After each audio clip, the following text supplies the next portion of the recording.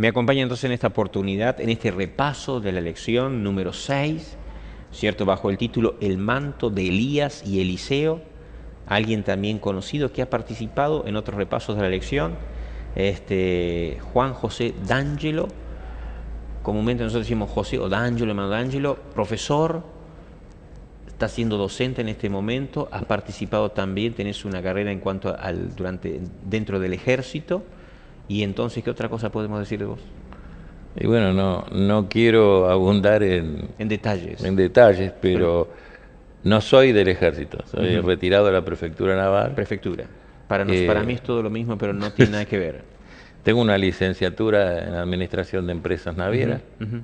Y bueno, ejerzo en este momento la docencia en Paraná, en una escuela que está relacionada con la Marina Mercante. Qué bueno. Con todo aquel personal que quiere embarcar en nuestros buques.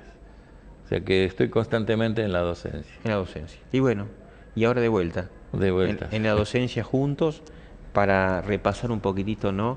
La lección de escuela sabática. ¿Qué te pareció allí?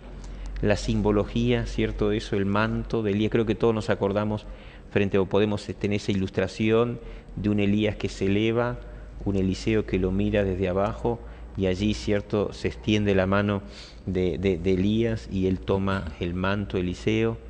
¿Cierto? ¿Qué te queda, no, de eso? Previamente me gustaría decir que toda la lección apunta a lo que es la simbología. Sí. Y básicamente la simbología de la vestimenta. Muchas veces no nos damos cuenta que en el idioma tenemos tanta simbología. Sí. Bueno, y en la parte espiritual hemos tocado ya temas importantes sobre lo que es la simbología del manto de inocencia, el manto que nos puso Dios al principio, el manto de justicia con la redención de Jesucristo, y ahora vendría a ser un manto de consagración o de compromiso. Bueno, en el momento que se traspasan el manto, evidentemente se están como pasando una posta, como en las Olimpiadas. Es decir, que primero Eliseo fue instruido por Elías y luego de su rogativa, incluso de que no lo dejara, de seguirlo a todos lados, logró ser semejante a Elías en cuanto a su función de profeta, ¿no? Sí. Y evidentemente cuando recibe el manto se confirma que recibe la responsabilidad, aunque no se lo dice claramente en las Escrituras. Allí el autor coloca un versículo especial, ¿no? Que después durante el repaso vamos a entender por qué coloca este versículo. Segunda de Corintios capítulo 7, verso 10 dice allí: porque la tristeza que es según Dios produce arrepentimiento para salvación, de que no hay que arrepentirse, pero la tristeza del mundo produce muerte. Ahí está hablando dos tipos de tristeza, una que nos lleva a un cambio y la otra que produce muerte. Es una tristeza que no se atribuye al plan de salvación. Y coloca allí el autor, dice, pocos personajes bíblicos han tenido una vida tan pintoresca que el profeta Elías, una historia de fe, de pruebas y del abrumador poder de Dios en este mundo. Y allí comienza el autor presentando, ¿cierto?, el silbo apacible. Ese silbo apacible que significaba la presencia, ¿no?, de Dios en un momento crítico para la vida del profeta, ¿no? En cuanto dijiste la tristeza que proviene de una que para muerte y otra que para salvación, bueno, deberíamos resaltar que la de muerte es la que nos provocamos nosotros mismos, la tristeza que proviene de nuestra insatisfacción personal.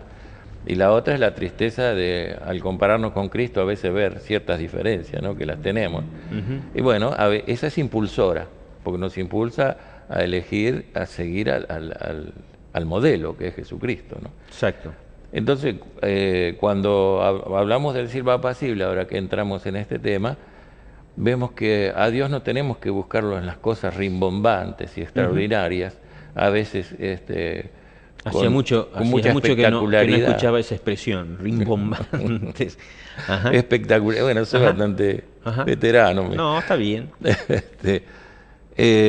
Bueno, como en el caso de lo que puede impresionar un fuego ardiente, con lo que puede impresionar un terremoto, o un viento que dice que voltea los montes.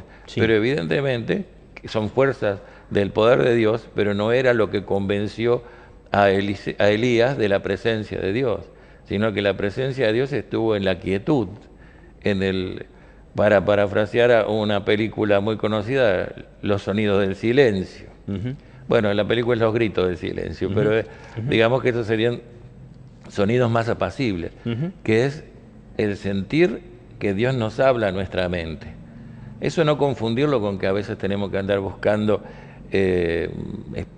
experiencias místicas en la cual recibimos la voz de Dios, sino es que tener un momento de meditación, dejar la mente en reposo, no en blanco, en reposo, para poder meditar en la palabra de Dios y ahí ver que Él nos habla a nuestra alma. Me parece que esa fue la experiencia de...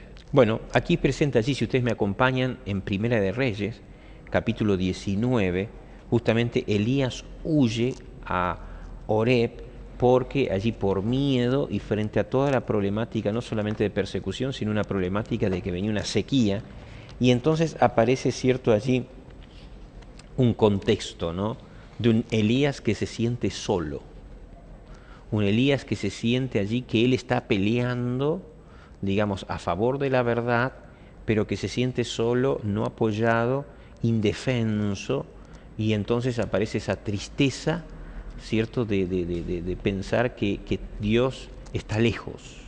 Y entonces ahí aparece la presencia manifiesta de Dios, primero en varias cosas, ¿no?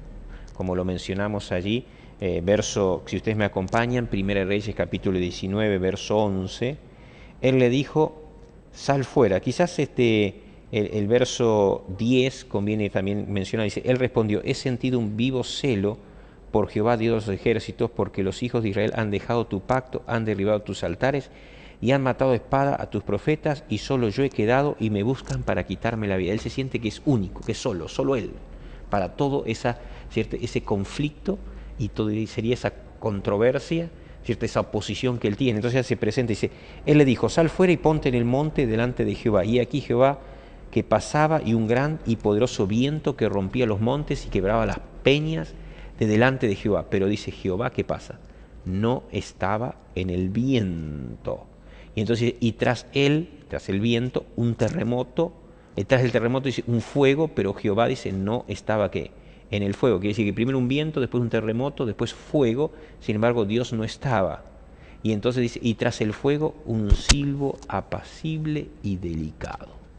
Y ahí viene la simbología del manto, ¿no? Que recién él se cubre la cara con el manto, que es digamos, la esencia simbólica de este capítulo, cuando percibe que es Dios el que está en el verso 13, ¿no? Lo claro, dice ahí. Que está en su presencia. Y cuando oyó Elías el silbo apacible, cubrió su rostro con su manto y salió y se puso a la puerta de la cueva. Y aquí vino a él una voz diciendo, ¿qué haces aquí, Elías? Quiere decir que él percibe, ¿cierto? En todo lo otro él no percibe la presencia de Dios, sin embargo en el silbo apacible sí la percibe. Y vuelve a repetir lo que había dicho, pero según algunos comentarios de profetas y reyes, evidentemente dice que cambió el tono de lo que dijo. En lo anterior había un tono aparentemente de reproche y de enojo con Dios, y acá vuelve a decir lo mismo, pero qué importante es cuando decimos alguna cosa, el tono que empleamos, ¿no? Y sobre todo cuando nos dirigimos a Dios. Sí, sí, sí. Así que... Y que hay manifestaciones, ¿no? Como dice el autor en la última parte, si ustedes me acompañan día domingo, última parte, dice, lo que Elías necesitaba aprender era que, por poderosas y activas que eran esas fuerzas, en sí mismas no retrataban un cuadro real del Espíritu de Dios. Y entonces agrega, dice, Elías oyó la voz de Dios en una tranquila y sutil forma que le dijo lo que debía hacer, y él obedeció a esa voz.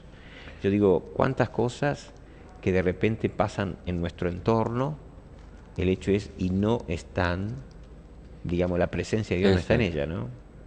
O sea que tener conciencia de que Dios está presente, para eso necesitamos tener el oído atento al silbo apacible. Es decir, que aunque uno esté en medio de una tempestad, de un fárrago de cosas, saber que alguien está al lado de uno, ¿no? Escucharlo a Dios.